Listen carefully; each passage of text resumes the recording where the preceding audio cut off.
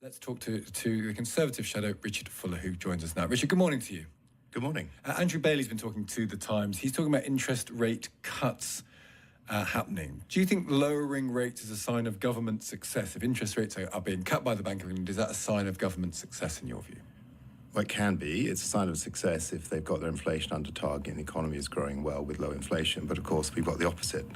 We've got an economy that's faltering and inflation that's still too high and people are feeling the pinching cost of living. Do you think people, a lot of the comments we've had from our listeners this morning is about politicians being honest about what sort of country we should be. Do you think we have the danger we have a public, including all of us in this, that we want a state to do lots of things for us, but we don't want high taxes? Are you willing to say we're going to pick one? Either we have high taxes in a big state or we have low taxes in a small state. It seems that we kind of want our cake and eating it. What's your philosophical position on this, Richard Fuller? The state is doing too much and is doing too many of those things poorly. And therefore, that means we need to rewire the state, and that means that we need to look to those things the state must do and make sure that it is resourced to do those things. And then we have to go through a series of very hard choices about what things the state can afford to do with a level of taxation that enables the economy to grow. And to make those choices, you have to have a clear idea of what is your purpose in government. And it's sort of, I guess it sort of dawned on me, is the wrong way to say it, but it's probably true. But the real reason why I'm in politics is for people who are just starting work, for people who are leaving school, is to make sure that we deliver for them an economy and a country that gives them the best life chances. And that means that my generation, I'm in my 60s, but those in their 50s and above, need to start making harder choices about the things that we expect the state to do for us so that we can relieve the burden on our children and grandchildren. It's easy to say that in theory, but when it comes in practice. So, for example, you talk about the elder generation. Getting rid of the pension triple lock might be one of those things, and yet none of the main political parties seem to want to do that. Well, it's deeper than that. The real truth, Mr. Abel, is much deeper than that. So if you look at the thing people talk about, the public debt, the economy is about £2.5 trillion, and the debt of the country is £2.5 trillion. That's things that we're passing on for others to pay, but we are asking the markets to price each year, and the interest rates on that are much higher than they were a few years ago, which means that debt interest is high. But beyond that 2.5 trillion of public debt, we have 1.4 trillion pounds of public sector pension liabilities. In private sector, you would have to account for those. We don't account for those. We're expecting the future generations to pay for that. And 4 trillion pounds on the state pension. 4 trillion pounds. And if you ask young people, do they expect to get a state pension when they retire, they either say no, or they expect, well, I'll get it when I'm much, much older than people are getting it now. So we need to have a fundamental rethink, not just of what you might call the profit and loss account of the government, the day-to-day spending the government does, but the balance sheet of government, because it's the balance sheet of the government that ends up being reflected in the amount we have to pay for our debt, the interest that the markets are asking. And that's the big pressure that's on the Chancellor would face any government, and she isn't doing a good job. But to do that, for example, you might have to make decisions about the pension age, like you say, or the pension triple lock, or other things where the elder generation who traditionally have voted for your party, might be disadvantaged for the greater good. And I just wonder, in the end, Richard, whether you're willing to do that. Well, look, I do town hall meetings in North Bedfordshire. North Bedfordshire, my constituency, is a constituency of small towns and villages, and the people who come tend to be a little older. I think the key is that when politicians think about elderly people, they think, oh, they must be very selfish. They're not. I mean, most people who have got children or grandchildren are really worried about their children or grandchildren's future. They want to do the right thing. And it isn't just about the two things that you mentioned as possibilities. There are other things. If you look at Australia, about 30 years ago, Australia made a decision under a Labour government, actually, to transition their pension system away from the pay-as-you-go to more of the save-as-you-earn system.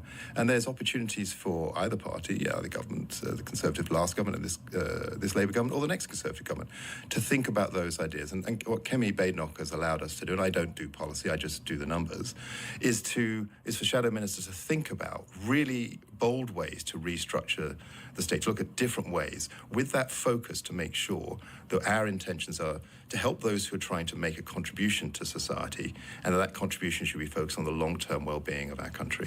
Some Labour MPs are agitating about the OBR, which was a Conservative creation. I think George Osborne came up with it. For understandable reasons, it's good to have an independent body check the government's working. But they say, these Labour MPs say, that the Chancellor's too reliant on its forecasts, and then effectively the tail is wagging the dog. She has to meet the terms laid down by the OBR, and that makes her make short-term policy decisions which aren't good for the long term of the country. Do you think the OBR has become too important?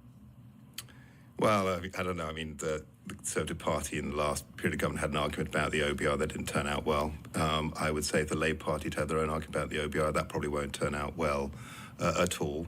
I think the OBR, does have quite a bit of power, and it is important to look at it in a rational way. But that isn't really for the Chancellor to do when she's in a hole.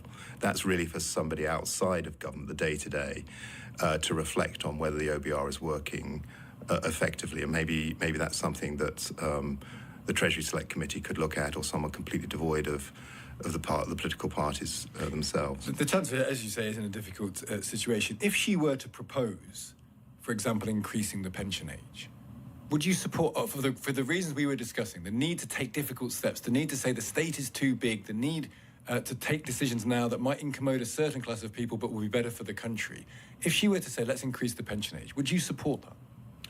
Well, I don't mean to avoid the question, but the problem is of the Chancellor's own making. There are many, many options that she could take which have less impact on people's direct lives than doing that. And just remember why the triple lock was brought in under the coalition by the Conservatives and the Liberals when we were in government. The reason for that was that we had a lot of pensioners, a quarter of pensioners, were having to go through the very debilitating process of means testing to get enough to live on. And pensioners don't have many other life choices. So my answer to your question is, one, I don't do policy. Number two, I think the Chancellor has other policies. You have to do policy. You have to do policy. You can't just be the numbers man. You're an elected member of Parliament, and you are a senior member of the shadow government. You have to do policy. That is a policy. So, you have to have a view on that. Well, so my view, I explained my view on the pension. I think there are other alternatives that the government could look at in terms of the state pension. What we need to look at is all of those in the round to look at changes. Just to say, as a Chancellor, I'm short by 5 billion, I need to therefore increase the pension age, would be the Chancellor repeating the mistake that she made in a spring statement where she went to the Work and Pensions Minister, says, can you find me 5 billion? But this is a different point I'm making, because it's not let's find 5 billion, let's increase the pension age. We started this conversation quite rightly by talking about all of the structural problems the country is facing, which includes the vast amount of debt that we're incurring. And one answer to that would be to increase the pension age, not to find a short-term goal, but in order to make a structural shift in our country. But Mr. Abel, you're restricting your view of the burdens that are imposed by the state pension just to this year's public borrowing or this year's debt. I'm saying there is a deeper problem with the state pension, which is that we have built up a system going back to the 1950s based upon a state pension where we're passing on currently £4 trillion, that's far bigger than state debt, of liabilities to the state pension for future generations to pay. In resolving that question, you don't go out and say, let me just have this year's OBR figures, gosh, what's happening to it? What you do is you say, what is the right way in the long term what is the right way, then? To have an affordable state pension? But there has to be a policy consequence to that. Otherwise, what are we talking about? Well, so I've explained what one country did. The country was Australia. They looked to transition. This was something that has taken place over 20 or 30 years. That's the sort of long-term thinking that we should do. That's the sort of input I'm feeding into Kemi Bay. We're not in government. It's not for us to make those decisions right now. We're not in government. That's something we would consider and maybe put forward, or maybe not, in a manifesto. But it's that sort of deeper thinking. If we don't do that deeper thinking, Mr. Abel, the lack of confidence the public have in politicians, because they just sort of yap, this sort of easy solution today or tomorrow, but don't get to grips with fundamental problems, will continue. Before you go, we were discussing reform last week, so I do have to ask Richard Fuller, are you planning on defecting to reform? No. Thank you for joining us this morning. Thank you. That is Richard Fuller there. He is a Conservative Shadow Chief Secretary to the Treasury.